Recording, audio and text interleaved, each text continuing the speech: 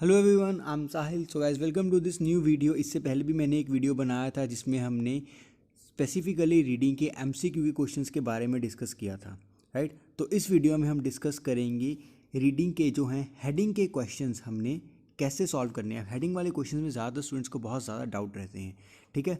तो हम पैसेज के थ्रू करके सॉल्व करेंगे ताकि आपको पता लग जाए कि इस ट्रिक को हमने कैसे इंप्लीमेंट किया है, ठीक है। इस रीडिंग में मैंने बेसिकली क्या किया, मैंने छोटे छोटे रीडिंग के पैसेजेस लिए, जैसे ABCDE। ये बिल्कुल छोटे छोटे पैसेजेस के साथ आपको स्टार्ट करवा रहा हूँ ताकि आपको कॉन्सेप्ट क्लियर लगे पहले कि हेडिंग करते हैं तो कैसे करते हैं। इसके बाद हम बड़े बड़े पैराग्राफ्स के ऊपर भी करके देखेंगे। Will start but in the initial stage will start from the small paragraphs ताकि हमें हेडिंग बनाना आ जाए। तो हेडिंग के केस में आपको क्या करना होता है, देखिए ये इस पैराग्राफ का टाइटल है, ठीक है। बाकी ये पैराग्राफ की क्या है, सारी की सारी इन्फॉर्मेशन। तो अब हमने क्या करना है, इस ए पैराग्राफ का अलग से हेडिंग बनाना है, B, C सबका अलग से हेडिंग बनाना है। तो मतलब हर पैराग्राफ में दो चीज़ें होती हैं, एक होता है पैराग्राफ का मेन आइडिया और एक होता है पैराग्राफ की इन्फॉर्मेशन। जैसे ये हेडिंग है, ये इसकी सारी इन्फॉर्मेशन। अब इसी तरीके से ये एक स्पेसिफिकली अपने आप में पैराग्राफ है, इसका एक मेन आइडिया है, इसकी एक इन्फॉर्मेशन है। हेडिंग के केस में कभी आपको ये दिए हुए ऑप्शंस पहले नहीं पढ़ने हैं, आपको खुद पहले दिमाग में अपनी हेडिंग क्रिएट करनी है, उसके बाद इन ऑप्शंस के ऊपर आपको आके मैच करना है, right. So will start from the first option. तो क्या करना है, दो दो पैराग्राफ्स की खुद हेडिंग बनानी है और आके उसके साथ मैच करना है। तो अब ये पैराग्राफ ही बहुत छोटे छोटे हैं तो इसको सारा पढ़ो। जो पैराग्राफ बड़ा होता है उसको हम आधा पढ़ते हैं, वरना जो पैराग्राफ छोटा है 4-5 लाइंस का उसको सारा पढ़ो। अब पहले पैराग्राफ में क्या किया गया है, उसने क्या बोला है, make sure to coat strands with a heat protective spray use. This will stop the straightening irons from causing excessive dehydration. तो बेसिकली मुद्दा क्या हो रहा है, स्टॉप का हमने देखना काम क्या हो रहा है, stop the straightening iron with excessive dehydration. Irons को एक्सेसिव डिहाइड्रेशन से बेसिकली वो क्या करेगा, बचाएगा, ठीक है। Which can sap the integrity of the hair shaft. मतलब क्या कि किसी चीज़ के प्रिवेंशन की बात हो रही है, किसके तहत प्रिवेंशन हो रही है, make sure to coat strands with heat protective spray before use. Heat protective spray use के साथ वो क्या किया जाएगा, एक्सेसिव डिहाइड्रेशन को बचाया जाएगा। Second paragraph, part hair into 5 और large sections, blow dry each section using a paddle brush. Hairs को 4 या 5 इक्वल पार्ट्स में डिवाइड करके ब्लो ड्राई सेक्शन यूज करके ब्रश के साथ उसको पेडल करो। Now I come to the options. अब पहले ऑप्शन में हमने बेसिकली किस चीज के बारे में, किस मुद्दे के बारे में बात किया, उसने क्या किया, दिस विल स्टॉप, उसको प्रिवेंट करेगा, किससे, डिहाइड्रेशन से। ना प्रिवेंशन के कॉन्टेक्स्ट में ऑप्शन देखो कौन सा है, एट शाइन, शाइन की बात नहीं है, return to original condition, excessive wetness, prevent damage. ये डैमेज प्रिवेंट करने वाला एक ऑप्शन है। ये डैमेज प्रिवेंट करने वाला ऑप्शन क्यों बना, क्योंकि यहाँ पे उसने मुद्दा क्या बताया कि काम क्या हो रहा है, काम क्या हुआ, स्टॉप द स्ट्रेटनिंग आयरन। किसकी वजह से वो स्टॉप होगा आयरन स्ट्रेट करना, make sure to cost and with heat protective spray before use. तो इन्फॉर्मेशन क्या दी उसने कि अब अगर आप हीट प्रोटेक्टिव स्प्रे को यूज़ करेंगे उसके चलते हुए काम क्या होगा कि एक्सेसिव डिहाइड्रेशन जो है फिर जो है वो रुक जाएगा, तो मतलब उसका प्रिवेंशन होगा। था मुद्दा क्या हो गया, प्रिवेंशन होगा किस चीज़ का, डिहाइड्रेशन के कॉन्टेक्स्ट में, तो उसको उसने डैमेज के कॉन्टेक्स्ट में ले लिया। और नेक्स्ट पैराग्राफ था, हेयर्स इनटू 4-5 सेक्शन, 4 या 5 सेक्शन में हमने उसको इक्वली डिवाइड कर देना, blow dry each section using a brush. तो उसको क्या किया, ड्रायर यूज़ किया। अब ड्रायर क्या करता है, मॉइस्चर रिमूव करता है, पानी को सुखाता है ना बेसिकली बालों को।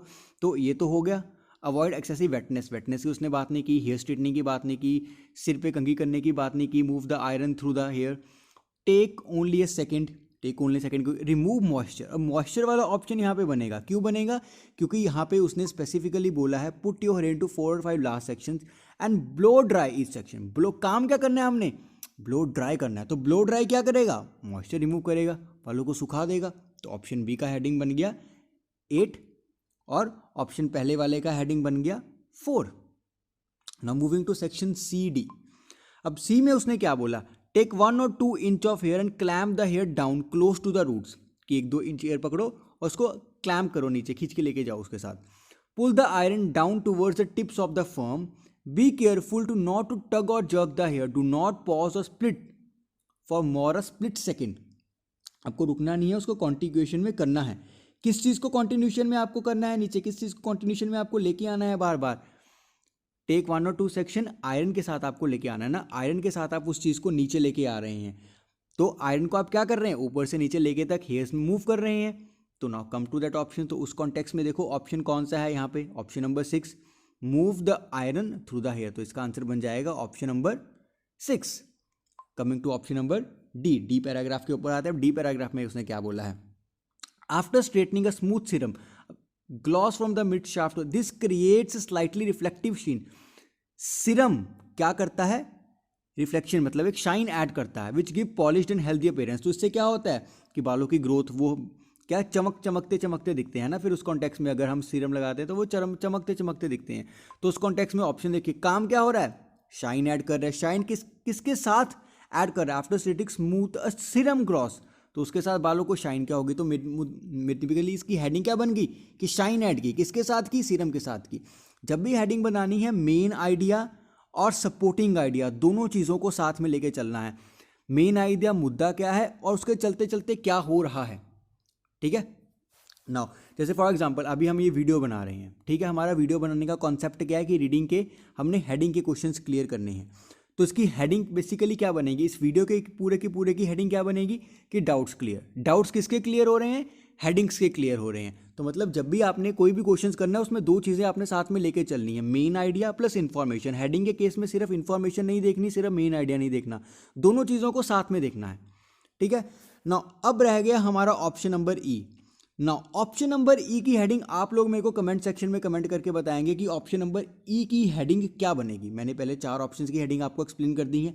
अब ई की हेडिंग आप बचे हुए ऑप्शंस में से एलिमिनेट करके मेरे को बताएंगे. जैसे ऑप्शन नंबर 2 है वो बच गया है, कहीं पे यूज़ नहीं हुआ है. ठीक है. आप देख लीजिए कौन कौन से ऑप्शंस बच गए हैं और उनके कॉन्टेक्स्ट में मेरे को ऑप्शन नंबर ई की हेडिंग बताइए. I will definitely reply back to you guys in the comment section, ताकि मेरे को पता लग जाए आपको हेडिंग का कॉन्सेप्ट कितना समझ में आया है.